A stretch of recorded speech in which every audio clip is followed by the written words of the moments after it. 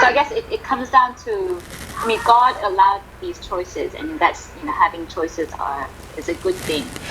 Well, we can't blame everything on God. We can't say, oh, God allows it. It's God's will. Only God knows ultimately what He wanted. And so we can't explain away the things in our lives on God. But God can use it. God can use it. We can't blame things on God and say, well, God made me do it. This is God's will, and this is God's best. That's why I told you we have to leave the realm of theology and go into the realms of sociology and other disciplines, because we can't explain human conduct purely from a theological perspective. We can't understand why people do what they do from purely a theological perspective. We are more complicated than that.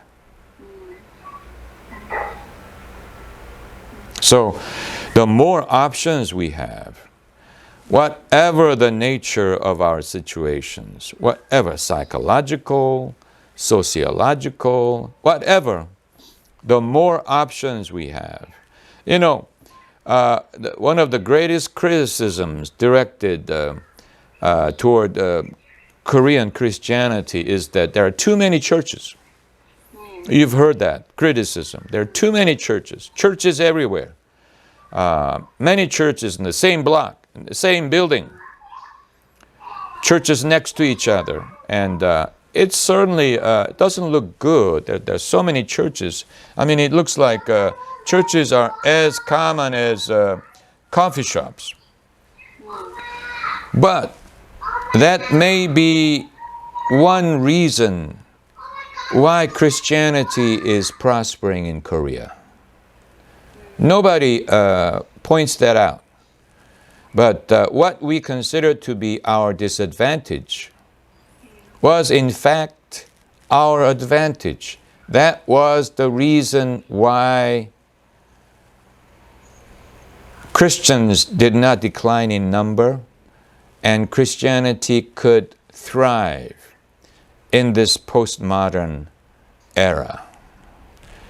To me, that was a eureka moment. It was a moment of discovery. What I myself considered to be a disadvantage, something we're not too proud of, that may have been our advantage.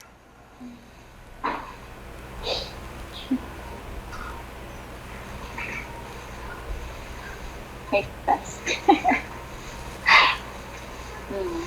But I guess from a personal choice point of view, whether you're following into consumerism, or whether you're really where you entered a different season of life, spiritually, that you just have to examine yourself and with the aid of the Holy Spirit.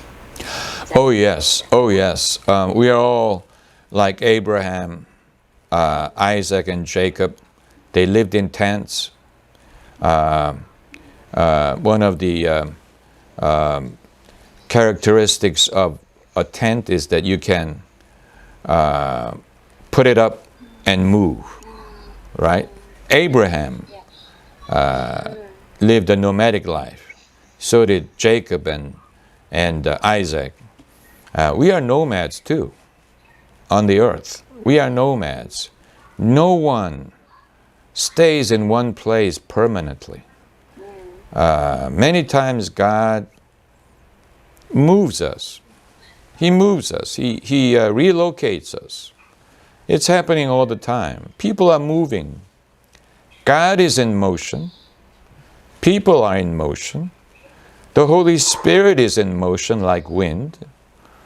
And we just have to follow Him in faith. Why am I trying to start a new missionary work in Europe at this age in my life? If I were not ready to move along, follow the Holy Spirit, I could never even consider doing this kind of thing. So we must be ready to move anytime. And God moves us. And it's a good thing that He moves us. That means that we have new opportunities.